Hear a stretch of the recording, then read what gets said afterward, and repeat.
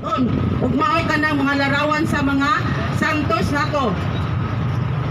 So mga igsoon, sa gingon ko na nga duha ang klase nga larawan, adunay gitugot ug adunay gidili. O kini mga igsoon nagkinahanglan kini sa atong kinatibuk-an nga paglantaw o pagsabot sa atong pag-ila sa mga sagrado nga larawan o sa mga larawan nga gidili sa Dios. Tinuod mga igsoon nga diha sa Biblia adunay nakasuwat diha nga adunay mga larawan nga gidili ug mao kanang mga larawan sa mga Dios-Dios. Ato ka na mabasa diha sa Biblia no nga gidili ang mga larawan sa Dios-Dios. Mga igsoon atong sayran unsa man day ng mga Dios-Dios, unsa man day pasabot ang mga Dios-Dios mga igsoon. Matod pa ni San Pablo diha sa 1 Corinto kapitulo 8 bersikulo 4 nga ang mga Dios-Dios nagrepresenta kana sa butang nga dili tinuod. Nagrepresenta kana sa butang nga wala ni exist mga igsoon. So mangutana ko ninyo mga igsoon,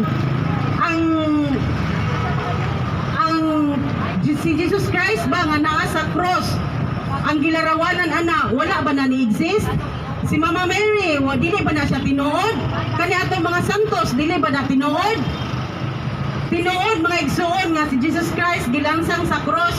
Tinuod nga naa si Mama Mary. Ang pagkatao ni Ginoong Hesus pinaagi diha sa taguangkan ni Birhen Maria. O kani atong mga santos, atong mga propeta, matod pa diha sa Efeso kapitulo 3 bersikulo 5, ang mga propeta o mga apostoles, mga balaan. So tinuod nga mga ni-exist kana sila. Atuwa na kana sila sa langit. So sa ato pa diay pasabot mga igsoon, ang mga larawan nga naa sa simbahan, mga larawan o rebulto nga naa sa simbahan sa Katoliko, dili din na Diyos tungod kay aduna man kitay gilarawanan ni ana. Ni-exist man na sila mga igsoon. Mao kana ang mga larawan nga nagpamatuod nga ang kanang mga larawan nga ato makita o mga rebulto mga kita nato diha sa simbahan Katoliko, atuwa ka na sa langit mga igsoon, ina-exist gayud ka na sila. So dili ka na sila Dios kay matod pa ni San Pablo ang mga Dios usag nagrepresenta sa butang nga dili tinuod. O diha sa Biblia mga igsoon atong mabasa diha o kinsa ning mga Dios ginganlan diha sa Bible diha no atong mabasa nga ang mga Dios kanang dili tinuod sama nila Astarte ang Dios sa taga Sidon, si Kamos ang Dios sa taga Moab, si Molek ang Dios sa Amonihanon. Gani sa una ang mga bata ni ang mga anak nila magsunog sila, ihalad nila ni Molek. Sumao ka na mga Diyos sila si Baal, sila si Nebo, ang larawan sa bituon nga Diyos nga si Ripan, ang Diyosa nga si Diana. So kani sila mga igsoon mao kini ang mga Diyos o mga larawan nga gidili nga atong mabasa diha sa Biblia. Mangutana ko ninyo mga igsoon, kani bang mga larawan nga gisgutan diri nga gidili sa Dios ato ba kining makita diha sa simbahan Katoliko? Wala gayud mga igsoon kay ang naa diha mga larawan o mga rebulto nga naa diha sa simbahan Katoliko nagrepresenta kana sa tinuod, dili kana Diyos nga nagrepresenta sa dili tinuod o wala ni-exist kana sila nga atuan na sa gingharian sa langit mga igsoon. Og moingon pag sila diha no nga kita ko no nagsimba og mga larawan o mga rebulto tungod kay ato kining giludhan mga igsoon. Dili pasabot mga igsoon nga tanan pagluhod pagsimba sama sa diha sa Biblia atong mabasa sa 1 Samuel 24:8 nga sa paglihi ni Saul sa iyang luyo si David miyukpo diha sa King James Version, miyukpo si David agi og pagtahod og pagrespeto. Si David miyukpo nga iyang naong hapit na ni Sanya dito sa yuta. So hunahunaan ninyo may igsoon, miyukpo si David ni Saul labaw pa sa niluhod. Kay ang naong ni Saul, ang naong ni David hapit naman ni Sanya sa yuta sa igumikan siyang pagyukpo ni Saul. So pasabot ba ana mga igsoon nga si David niyukpo ni Saul kay iya kining gisimba? Dili gayud mga igsoon. Wala siya nagsimba ni Saul apan kundili nagrespeto siya, naghatag siya sa iyang pagtahod ngadto ni Saul. O gihapon sa atong mabasa sa 2 Hari 1:13 nga katong opisyal nga niluhod atubangan ni Elias. So niluhod siya atubangan ni Elias sa pagrespeto o pagtahod. Niluhod ba siya aron pagsimba ni Elias? Dili mga igsoon, nirespeto siya og mitahod. Subuot pasabot di ay mga igsoon, dili tanang pagluhod, pagsimba. Mo na may sunod busa mga igsoon, ang pagluhod dili na to isipon nga pagsimba, dili tanang pagluhod nga pagsimba. Ang pagluhod sa mga Katoliko at tubangan sa mga larawan, dili intensyon namo nga simbahon ang mga larawan. Isip Dios kay dili na namo practice, wala na sa doktrina sa Katoliko nga magsimba og larawan isip Dios. Busa ang mga base sa among pagtuong Katoliko, ang Dios lamang ang simbahon.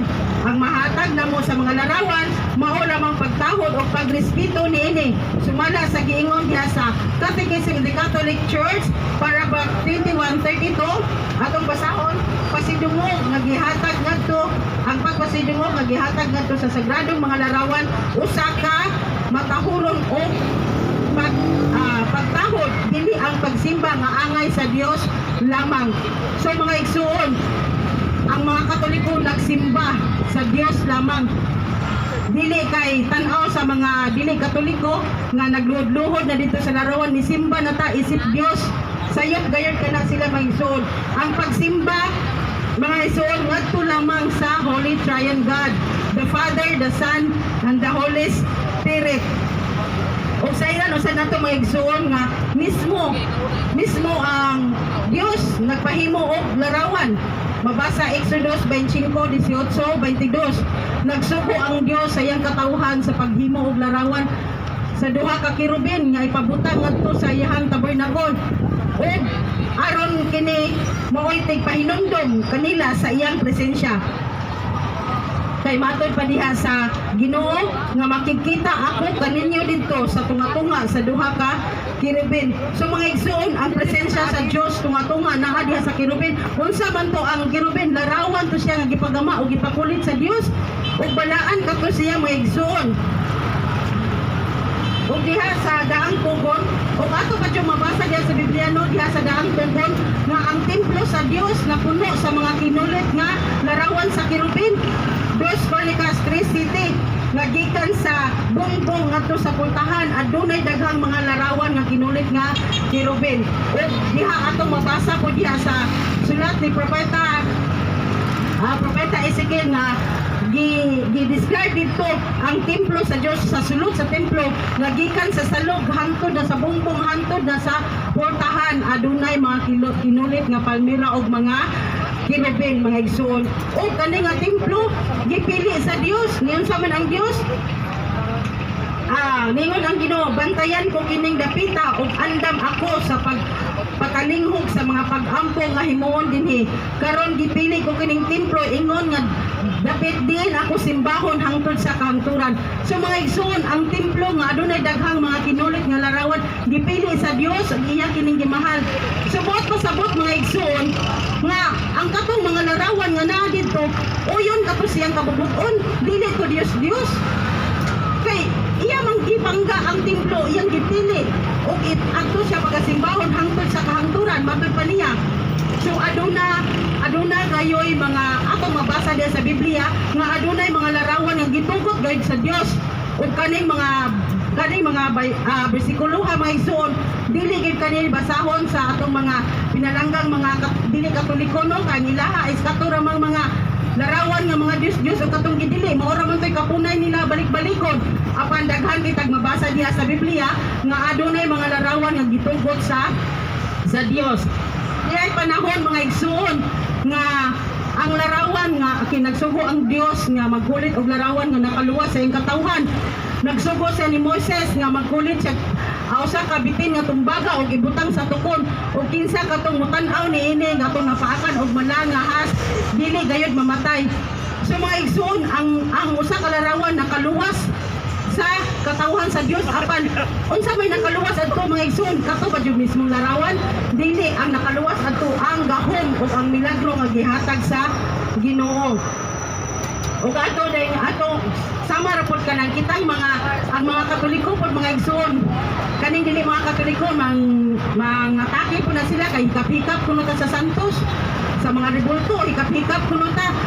Ang paghikap nato ana mga igsoon ug mo hikap magalit ang mga Katoliko sa mga larawan dili sabton nga ang larawan mao gayoy walay gahom kung dili ang Dios mao'y nag-ayo diha sa atong pagpadayag sa atong pagtuo kaniya. Pareha na kana sa istorya nga atong mabasa diha sa Biblia nga katong babae nga gitanilugan o 12 ka tuig nga gusto gid siya makahikap sa biste ni Jesus, sa sinsin sa biste ni Jesus.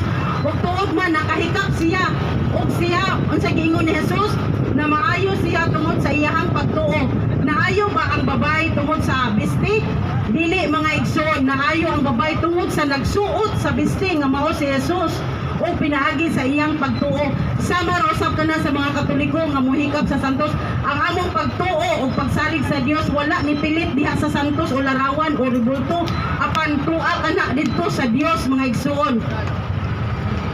O diha sa sanktuaryo no ato masabta diha sa sanktuaryo sa kasabutan nga ang mga opisyal o si Josue o ang mga opisyal nagluhod o naghapa ngadto sa kanang atubangan sa tabernacle nga naa dito ang mga kirubin.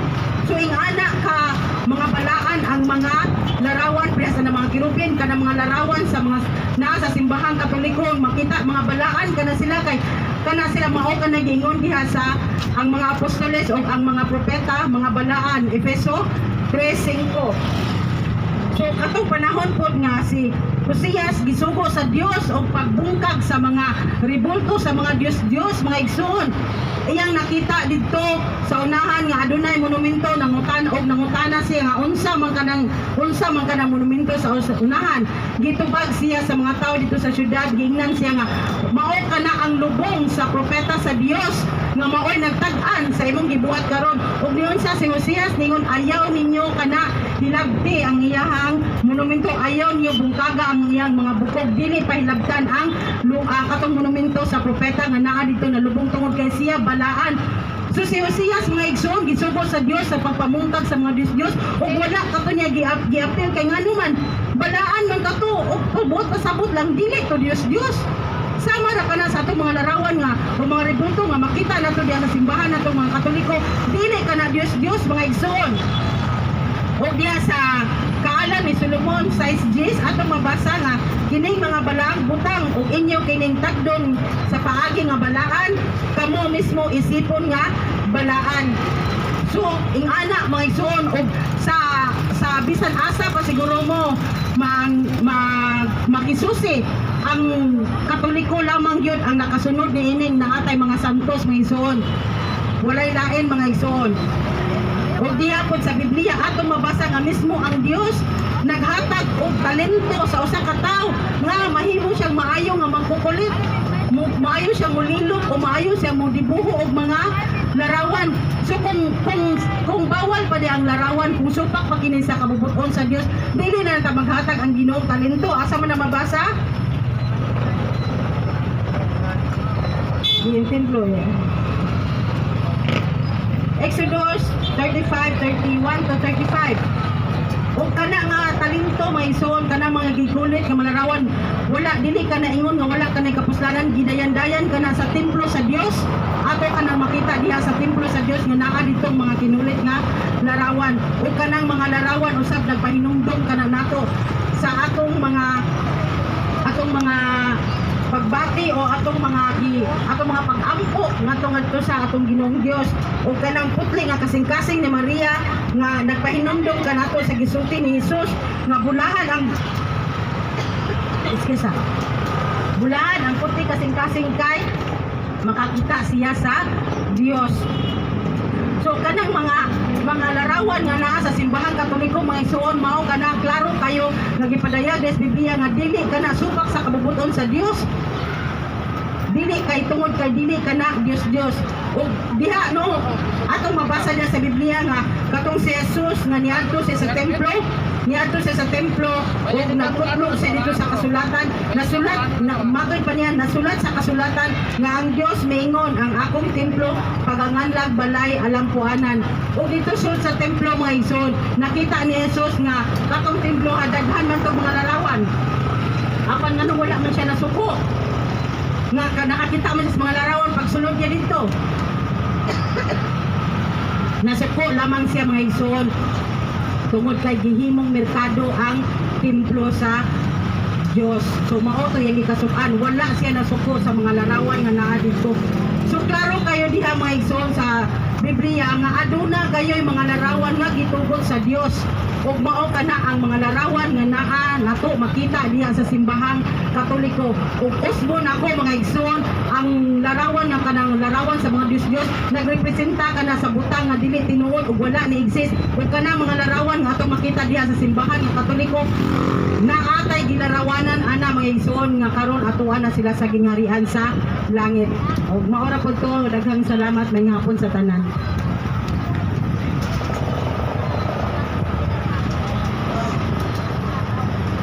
Salamat kayo, Sis Marvin.